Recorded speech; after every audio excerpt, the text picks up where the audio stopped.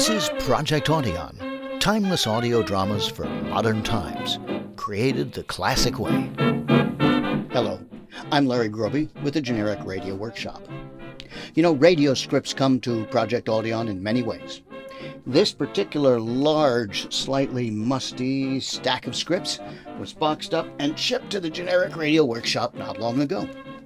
These are the original drafts for The Adventures of Philip Marlowe, a radio drama which ran for 4 years and nearly 120 episodes. And this stack represents about 80% of them. Now, the 1940s and 50s were a golden age, not just for audio drama, but for fictional private investigators. I'm talking about characters like Sam Spade, Candy Matson, Richard Diamond, and Philip Marlowe, created by the great Raymond Chandler.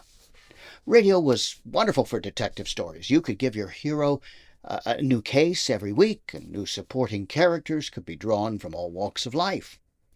Still, it took a special kind of talent to devise a new half-hour mystery week after week. And these scripts came to us from the son of just such a man.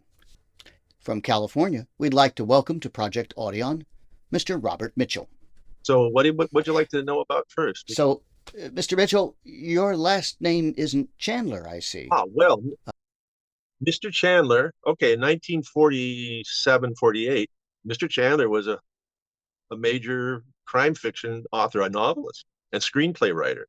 Mm-hmm. And he didn't, radio hired people like my father and Gene Levitt for incredibly low wages.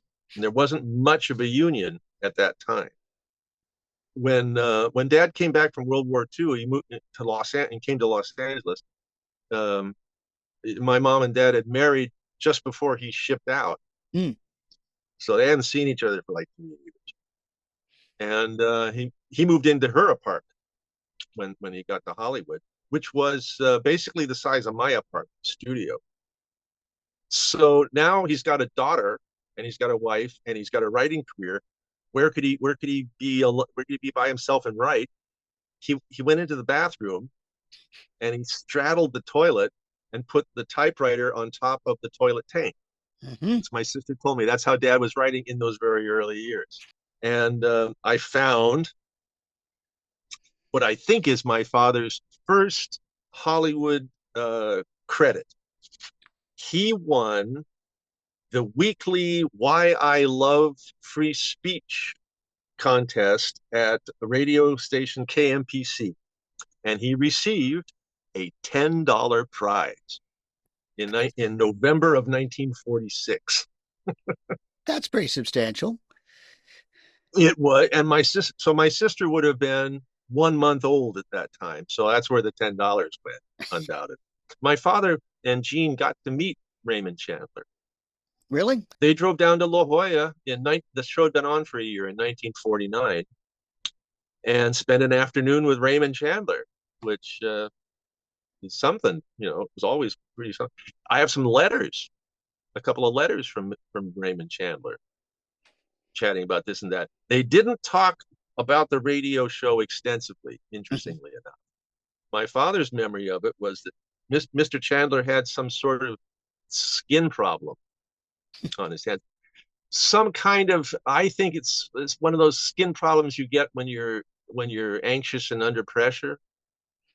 Dad had the same thing or something like it. And Dad was under a lot of pressure and kind of anxious in 1949. So they chatted about that. One of Mr. Chandler's letters is about skin lotion. So it's this big paragraph about skin lotion, and then this little tiny paragraph about the radio show. Well, so you were the child of eventually two writers. What was that like? I mean, I had to be quiet a lot. Yeah, the layout of the house was such that the noise, you couldn't make noise in one part and have it be quiet in the other part. I had to be quiet. I had to be quiet everywhere except maybe outside. But television came along, and he started writing for some other things. Well, television was coming, so he was going to write for it. It was probably Gene Levitt who got the Steve Allen thing going and had them all move to New York. That was probably Gene, because it's an ambitious next step sort of thing. Yeah. So uh, television was more difficult to write because now you had a budget to worry about. By the time I knew my father, he was a successful but disillusioned man. He didn't write for pleasure, and he didn't write on spec anymore. Mm. He received an assignment and he wrote it, and that was it. He didn't even keep a diary. He didn't, it was kind of like it had been, the fun of it had been squeezed out of him by the process that a freelance writer goes through, submitting something to somebody else's formula and then having to keep changing it. The radio days were Dad's favorite days in his career. Mm-hmm. Why is that? It was all new and exciting and full of possibility, is what I'm gathering from that. Thank you, Bob Mitchell, for sharing those stories and this great set of scripts. And with that, from this stack, we've plucked a lost episode, something that hasn't been heard by anyone in 75 years. From July 9th, 1949, our transcontinental cast is standing by to recreate the Adventures of Philip Marlowe, case number 41, The Quiet Number.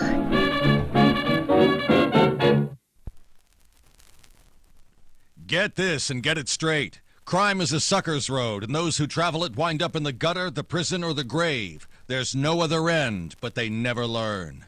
I went from a mansion in Bel Air to a cheap flat in Southgate, searching for a girl with a secret, who a man in a pork pie hat, a wisecracking secretary, and a fat corpse didn't want me to find, but who I found anyway, because of the quiet number.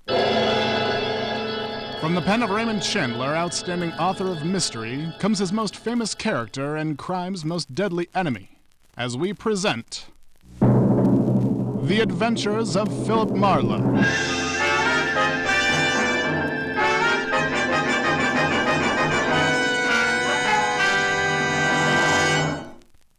Now with Gerald Moore starred as Philip Marlowe, we bring you tonight's exciting story, The Quiet Number.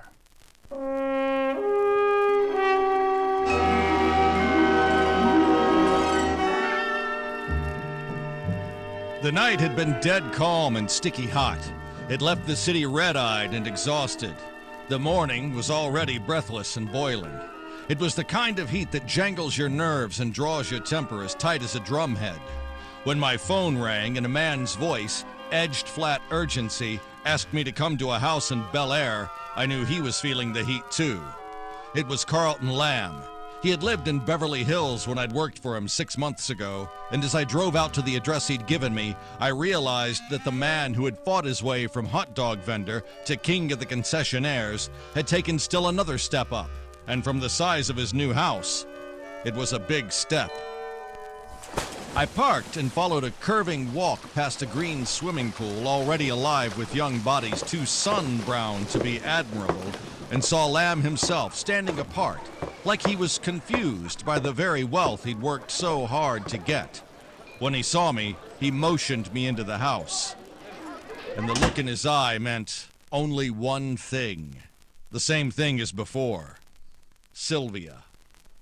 I've got a new lead, Marlowe. I figured you'd have given up after 6 months, Mr. Lamb. Give up looking for Sylvia. Not this year, Marlowe. Not next year. Not ever. As long as there's hope of finding her. Here. Look at this picture. Last Tuesday's L.A. Star. Yeah. Well, what do you think? I think it's a crowd of people watching a parade. 4th of July parade in Southgate, so the caption says. But look here. This girl in white, see? Marlowe, that's her. That's Sylvia. I know it. You mean this is your lead? This picture of a girl's half-hidden face? You call this a lead, Mr. Lamb? Yes. Here's an enlargement I got from the newspaper office. It's a little better. See the eyes? That same half-smiling expression around her mouth, and oh, if that fat ape with the crew cut there had moved back one step, you'd see. Yeah, of him it's perfect. But this girl's wearing bangs. It's been over 6 months, Marlowe. Okay, I concede the point. And Sylvia was a sucker for parades, and she liked white dresses, too. She's got one on there. That's 3 lines that intersect, Marlowe. Remember what you said. Get a line on every characteristic that makes a person a personality, and where those lines intersect, that's the place to look. Yeah, it's a great theory. Also, it's a big world. You've had time to think. Sure it isn't better this way? Don't say that. You know what she means to me. I told you 50 times. I'd never trusted a woman or got any kindness from one until I met Sylvia. In some circles, that's called love, Mr. Lamb. Are the rules still the same? No police, if that's what you mean. She must have had a reason for running. Maybe she's in trouble. I'll pay you double this time, if you think it'll help. It won't. In fact, you'll pay me nothing. I failed you 6 months ago, Mr. Lamb. This one's on the house. But what I said then still goes. If she's crooked, I'll let you know first. But I won't protect her. Fair enough. And keep this in mind, too. All we've got to go on is half a face and a whole mob of faces. Even assuming it is Sylvia in the picture. Do you realize how little that means? How little? Marlowe, for 6 months I've known nothing except she was gone. Now for the first time I know that she's alive. That less than a week ago she was on a street not 20 miles from here. And that she still loves parades and wears white dresses.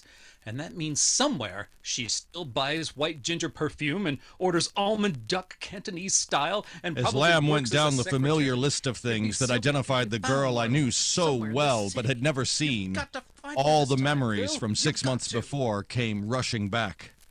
I remember all the violence I'd checked on, everything that had happened the day she disappeared, from the Baldwin murder to a hit-and-run accident on Sunset, but none of them had tied in with Sylvia Royce. Now I was on the same merry-go-round again. I left the house with her picture and Lamb's new unlisted phone number in my pocket and drove through 20 stifling miles of city streets to Southgate. It was 11 o'clock and hot when I started, and 7 grueling hours later at 6, it was still hot, and I had nothing to show for the entire afternoon's work but a pair of lame feet and a mountain of negative answers from enough employment agencies, Chinese restaurants, and perfume counters to fill a phone book. But the thought that I'd find her around every next corner nagged like a nail in a tight shoe. So I got another grip on my patience, looked up another Chinese restaurant, then walked smack into my first break because the boss, Mr. Liu, took one look at Sylvia's picture and his face broke into a smile. Oh, yes, I have seen this lady. How long ago was it, Mr. Liu? Oh, not recent. Could be 7, 8, 9 weeks ago. Do you know if she lives around here? I think not. This is a new place, open a month now. The lady came into my old place, the Hong Kong on DeWitt Street, close by Liberty Boulevard. And her name, was it Sylvia Royce? I recall no name. Sorry. Well, you've given me something anyway. I hope so, Mr. Marlowe. Your job must be difficult. Something like carving a statue from a puff of smoke, Mr. Liu. Goodbye. And thanks again for your help. Most welcome. Now, may I serve you, sir? Yeah, give me a pack of the cigarettes there, will you?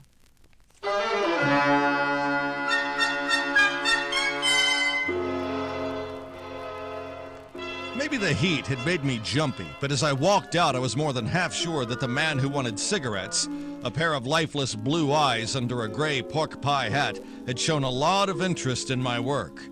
I spent 15 minutes finding Liberty Boulevard and 10 more locating the old Hong Kong Cafe on DeWitt, where rough boards nailed over blank windows marked the end of that lead. But the field was a few blocks narrower at least, and across the street, a woman padlocking a stubborn folding gate over a doorway marked Connie Hagen, Secretarial Service upstairs, was another angle. And handy. Hey, can I give you some help, Connie? Just fan me, Jack, and I'll make it okay.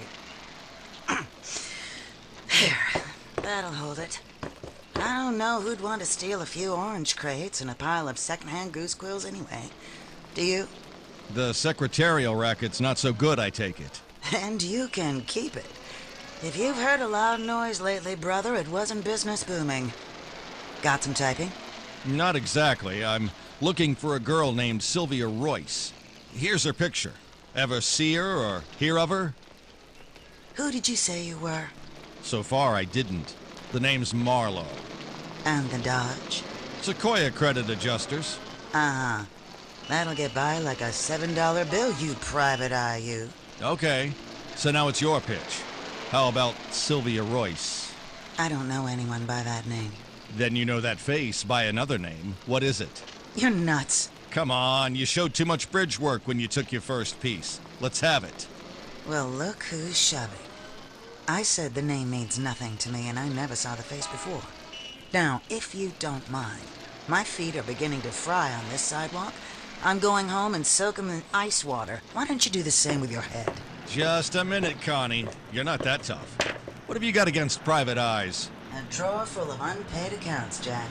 All you guys are bums, and I hope you have luck to match. Good night. She walked away fast, throwing a half-scared look back over her shoulder once, then turned the corner and was gone. She had lied, and for a better reason than a drawer full of unpaid bills, so I gave her a good head start, then took off after her. But at the corner, plowed into 250 pounds of soggy, pink-shirted tub with a crew cut on his head and a bag of canned beer under his arm. Can't you see where you're going, Speedy? He waddled around me and across the street while I figured out where I'd seen him before. It was the picture. He was the ape who'd been standing with Sylvia at the parade. I knew I could locate Connie Hagen again, so I followed the fat guy instead, and after 3 blocks he went in at a scaly 4-flat frame house on Grant Avenue with mailboxes nailed to the porch rail, so I slipped up and took a look. Number 1 said I'd been tagging Francis William McDermott, manager.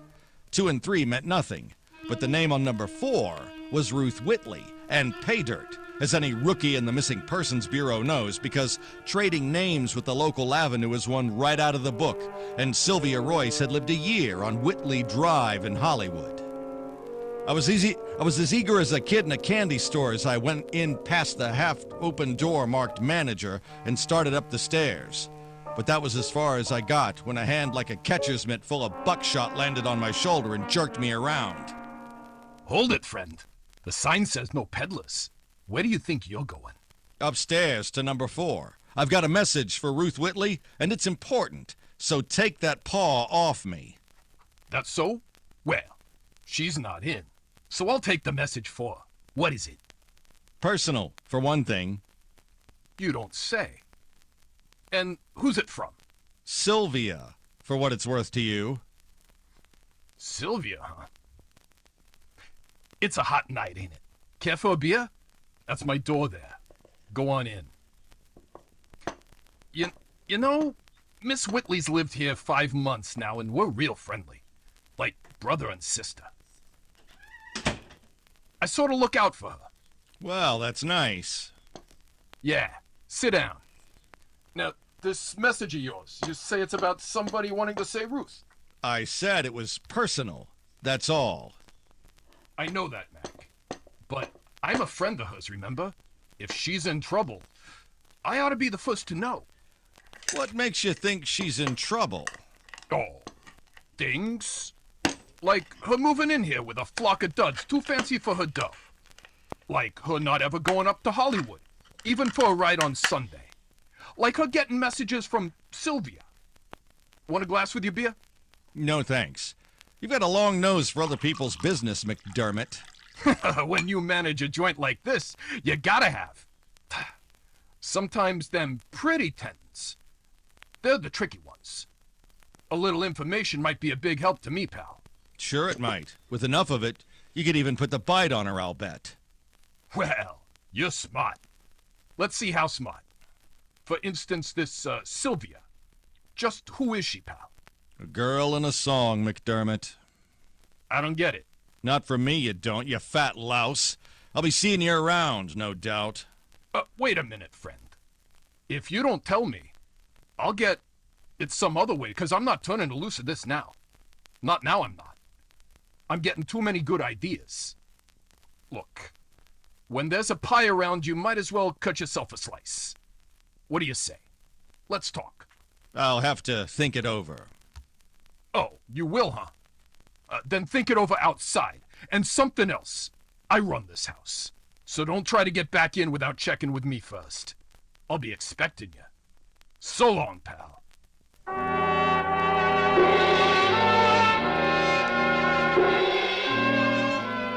I left feeling like I'd stepped in something slimy.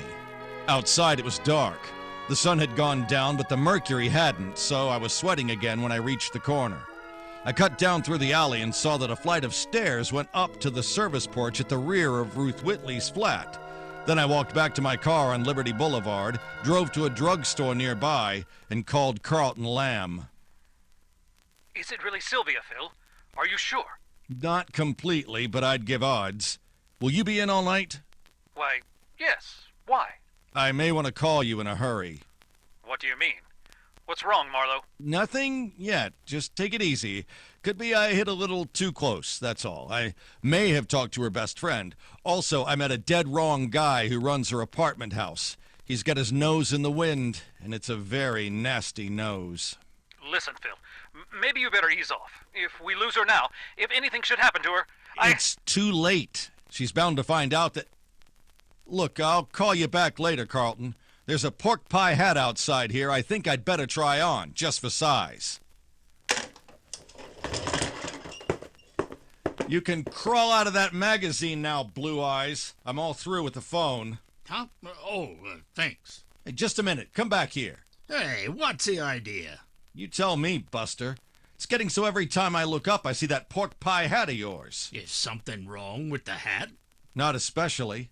As long as it stays out of my business. I don't see what you're reaching for, mister. You've been tagging me. What? Me? Not me, mister. Honest. You live here in Southgate? Yeah, for years. Can I go now, pretty please? I still want to make my call. All right, beat it. Maybe it's just the heat. Yeah, sure. I hear they're dropping like flies all over town.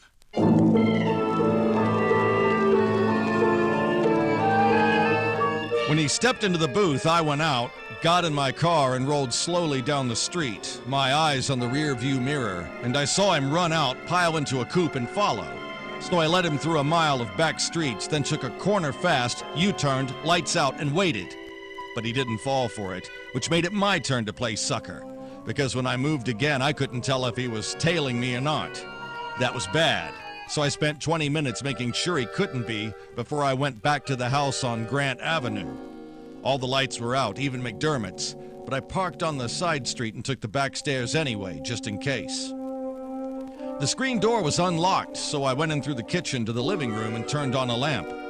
Everything was cheap, but neat as a pin, except for an envelope of snapshots spilled on the floor. They were full of Sylvia in a park, and the address on the envelope was Connie Hagen, 3832 State Street. I made a mental note, then went to the bedroom and opened the door. A small table with 2 legs broken off was first. Beyond that was an overturned chair, then a ripped curtain and a smashed lamp. Behind the rumpled bed was the pair of feet. The toes pointed up at the ceiling. It was Francis William McDermott, who had just bled to death from a knife wound.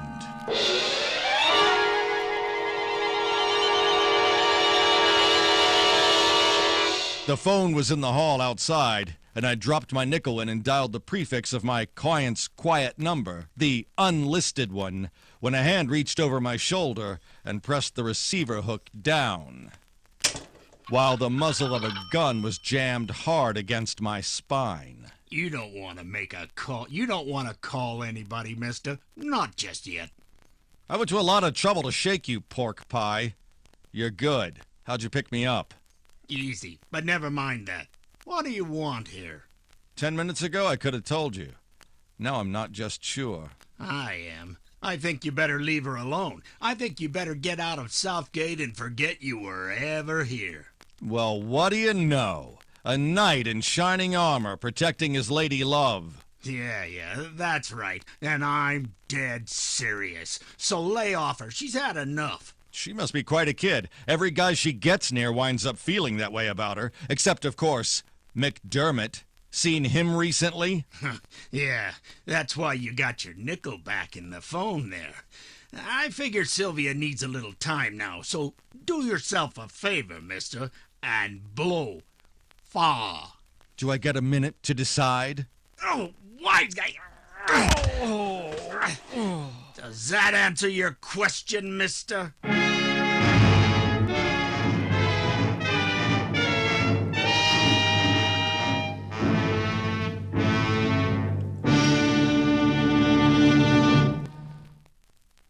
In just a moment, the second act of Philip Marlowe. But first, there'll be changes of time for two of your favorite music programs on CBS beginning Sunday, July 10th. The Choraliers, the brilliant vocal group directed by Eugene Lowell, will be heard when previously you've heard the Symphonette. And the Symphonette will be heard later on Sunday afternoons, just before the Family Hour of Stars. As on past Sundays, these two fine music programs will be heard on most of these same CBS stations. Be listening when the Choraliers and the Symphonette come to you at their new CBS times next Sunday afternoon. Now, with our star Gerald Moore, we return to the second act of Philip Marlowe, and tonight's story, The Quiet Number.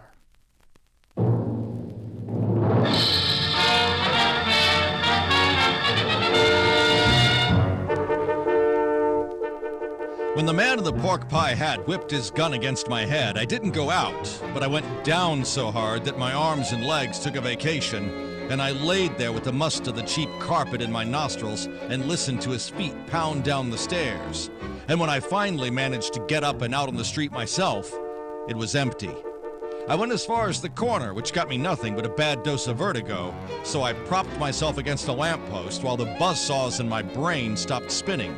Then I started back and saw for the first time that a light was on in the bedroom where McDermott's body was. I ran all the way and took the steps 3 at a time, and the buzzsaws were spinning again, but I made it to her door as the screen slammed on the service porch, and when I got out there, she was already down the back stairs. But then I got a break. The white shoulder-strap bag she carried slipped and fell to the ground, and she stopped long enough to pick it up. I caught her as she turned to the alley. Let me go, please. It's been a long time coming, baby, but we finally made it. You've got to let me go. I have to get away from here, please. It's terribly important. Yeah, like a dead man in your bedroom. You know about that? Who are you? Philip Marlowe. I've been looking for you for a long, long time, Sylvia. I'm sorry I had to find you like this, running down an alley away from a corpse. Let me go! Hey, come here. Stop it. You're disappointing me, baby. I must have listened to too many love songs because Sylvia should be something between a princess and an angel. Please, I'm not Sylvia. You're making a mistake. I'm Ruth Whitley. It won't work. Not anymore. I've already talked to your boyfriend, and he admitted it. And McDermott was beginning to get the idea, too. Is that why he's dead, Sylvia? I don't know why he's dead, and I don't have a boyfriend. Can't you leave me alone? I've got to get away from here. No, you don't. You're all through running away. What do you mean? You said your name was Marlowe, but who are you really? A private detective working for a man who wants you to come back. He loves you. He thinks you love him. Maybe I do. I did once, but I can't go back to him. Not ever. I can't. It's too late now, I know. But why did you leave in the first place? What happened to you 6 months ago, Sylvia? No, don't force me, please. Why did you run away? You must have had a reason. What was it? Tell me. Duck, Sylvia! We're being shot at! Get down! Sylvia! Sylvia, stop! No, I won't. You little fool!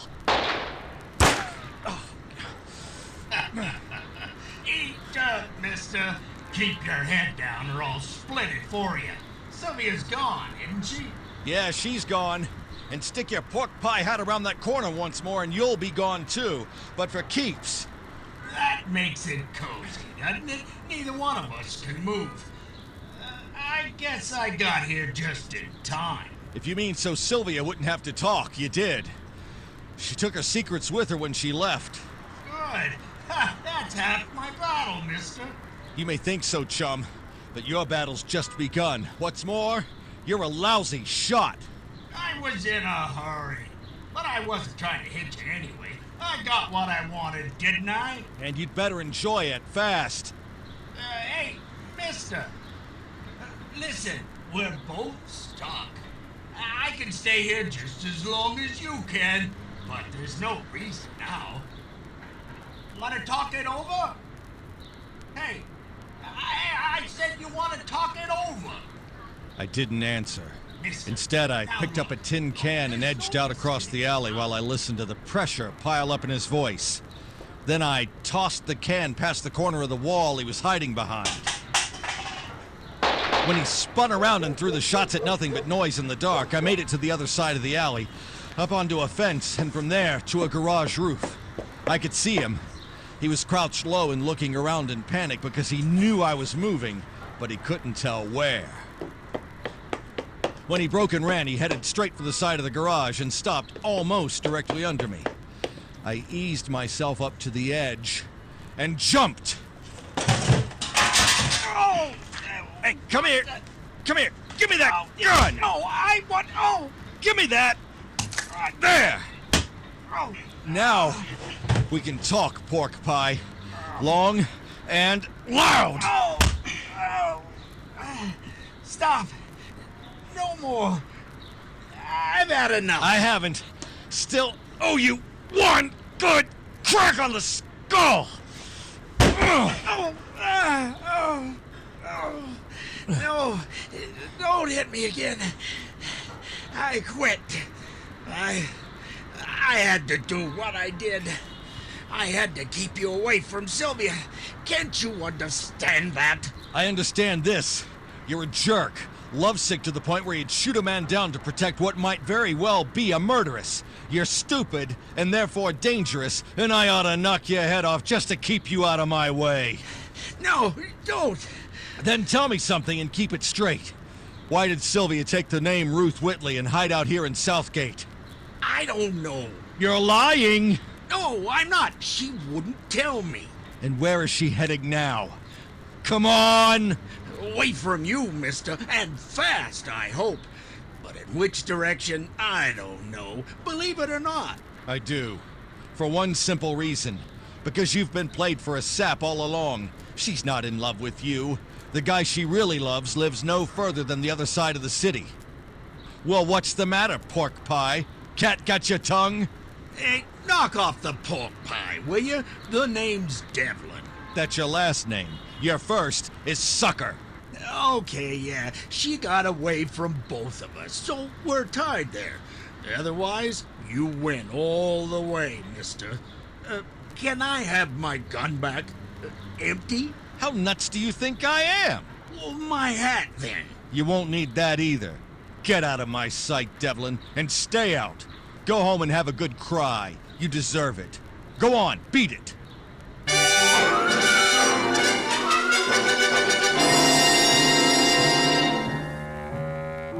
A trickle of sweat started between my shoulder blades and wormed its way down my back as I watched Devlin walk out of the alley to the street.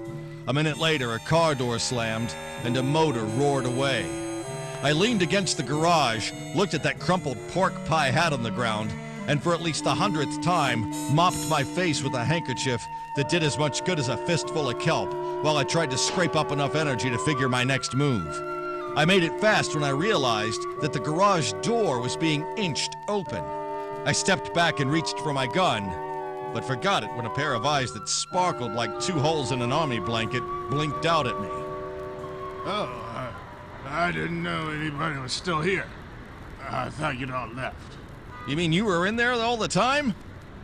Yep, I wanted to take a nap, but the ruckus woke me up, and I was scared to come out before. Say, you wouldn't happen to have a little snort on you, would you? Not tonight. Oh, too bad. This hot weather kind of thins out my blood. I sort of... Say, that your hat on the ground there? Nope, you can have it if you want. It turns my stomach. Oh, say, thanks. This is a nice lid. Ought to bring a bottle of musky most any... Whoops. What's that? Oh, a little card fell right out of the hat. There's something written on it here. Say, bub, would you read this to me? The eyes are a little fuzzy. Wouldn't want to miss a bet, though. Yeah, let's see it. Oh, it's somebody's... Why, it's... Holy smoke. Wait a minute. Sure. Now it makes sense. What is it?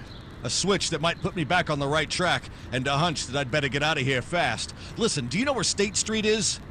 State Street? Sure, it's in Chicago, ain't it? Yeah, I should have known better. So long, Happy.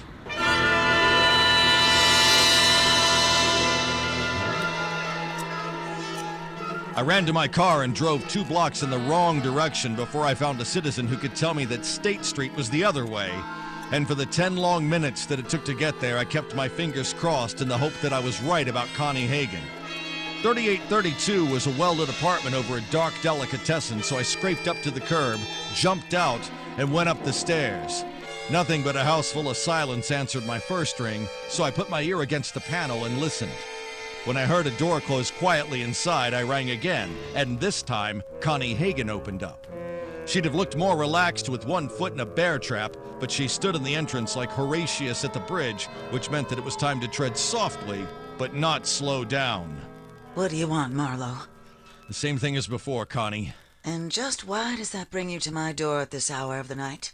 Because that not-so-sharp cover-up of yours this afternoon spelled Sylvia's best friend in capital letters. She isn't here. I haven't seen her all day.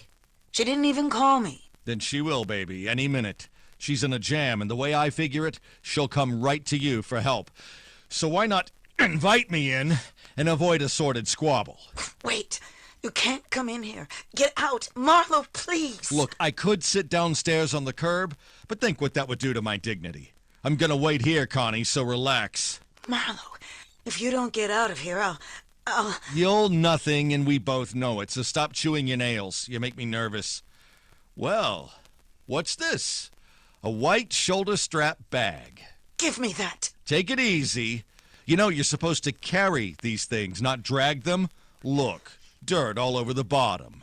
It's my bag. I'll drag it if I want to. Uh-huh.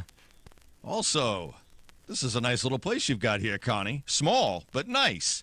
Kitchenette, dressing room, roll-away bed. I just wonder how it is for closet space. Come here, Devlin! He's got a knife, Marlowe. Drop it, Devlin. Toss it away or I'll blow you in two. Come on! Now, start talking.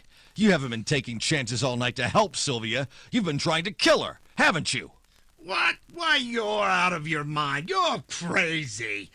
You followed me until I found out where she was living, then you ditched me and went up to her flat to wait for her, but the fat Mr. McDermott caught you in there, started a fight, and you had to win it with your knife, didn't you? No, I don't know what you're talking about. And you knew enough to come here after her because you got this address the same way I did. It was you who spilled those snapshots all over her floor, wasn't it?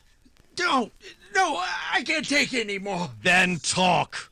You were hired by my client, Carlton Lamb, to kill Sylvia. Admit it, because I'm going to keep on cutting your sneaking face up until the truth runs out of it one way or another.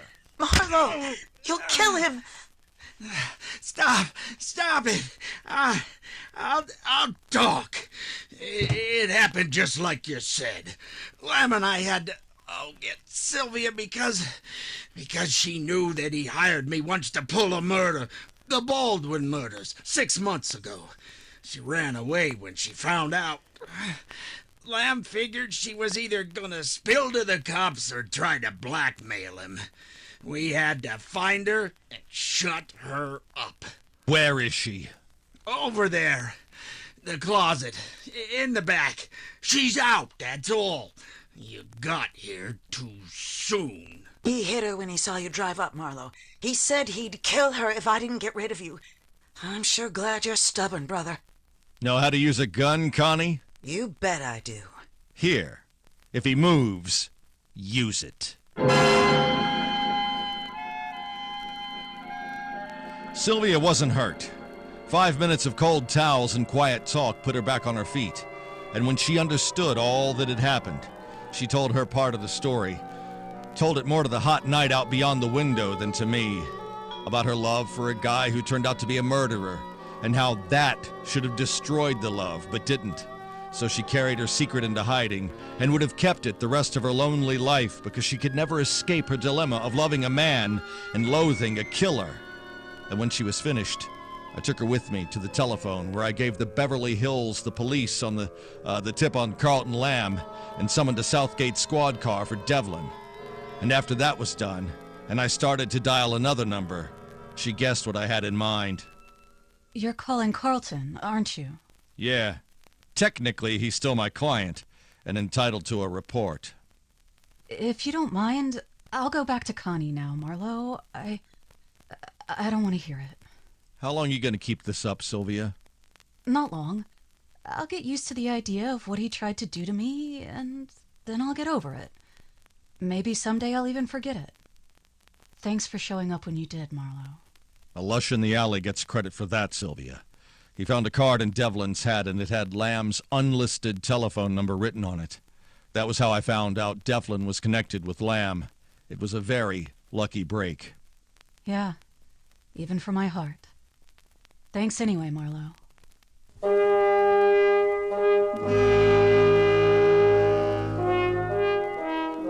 When she left, I made my call to Carlton Lamb and told him there was no Sylvia Royce in Southgate.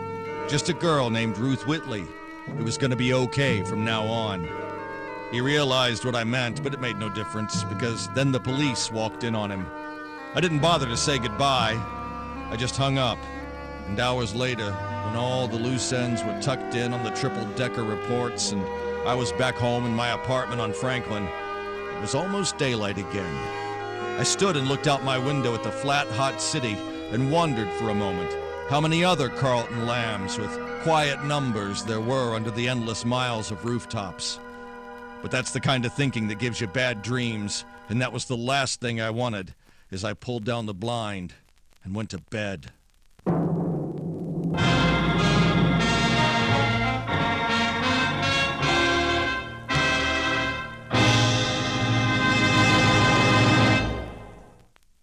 The Adventures of Philip Marlowe, bringing you Raymond Chandler's most famous character and crime's most deadly enemy.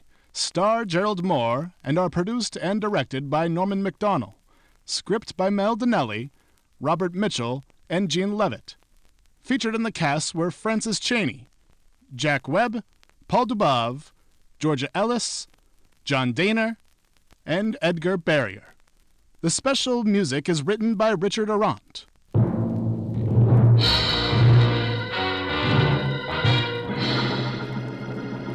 Be sure to be with us next week when Philip Marlowe says... It began with Bedlam and got worse as I bumped into a burglar, a bookie, a Boswell, a body, and a big shot named B. And before it was all over, everyone had lost his head because the headless peacock had moved.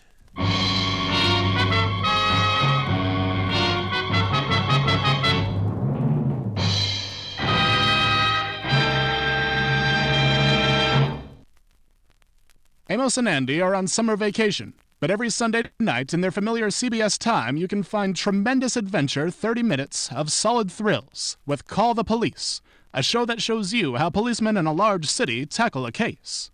Every week, follow their dramatic manhunts, their patient attention to detail, their brilliant deductions, when Bill Grant, young police commissioner of a large American city, take over. Call the Police is a regular Sunday feature on most of these same CBS stations. This is Roy Rowan speaking. Now, stay tuned for another great CBS mystery show, Gangbusters, which follows immediately on most of these stations.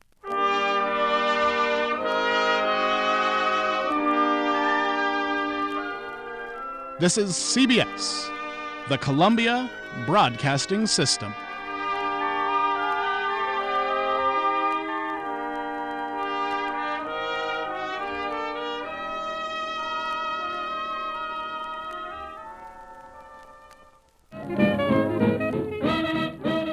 that's our show for this time. You want to know who done it? I'm on the case. Our cast this month included Andy Hartson Bowyer in Virginia, Richard Durrington in Idaho, Gary Layton in Texas, Lothar Tuppen in California, Kristen James in Nevada, Holly Adams in New York, and Kyle Bond in Oregon. Larry Groby, that's me, produced and directed this recreation.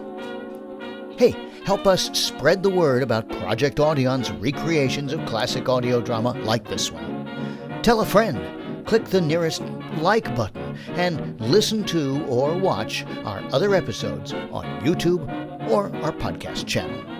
Now, until you hear from us again next time, thanks for listening.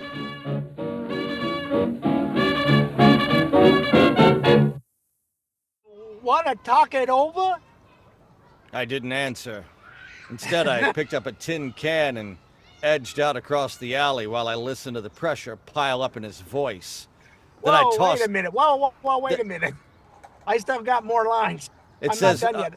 I had a pause and then, you're supposed to be talking while I'm talking? Yes. My bad. I apologize. Okay, so when you start, I'll go talking again. Okay. That's fine. And listen, don't ever do it again, because I've had a perfect performance tonight. And Larry shot us both. Recast! Want to talk it over?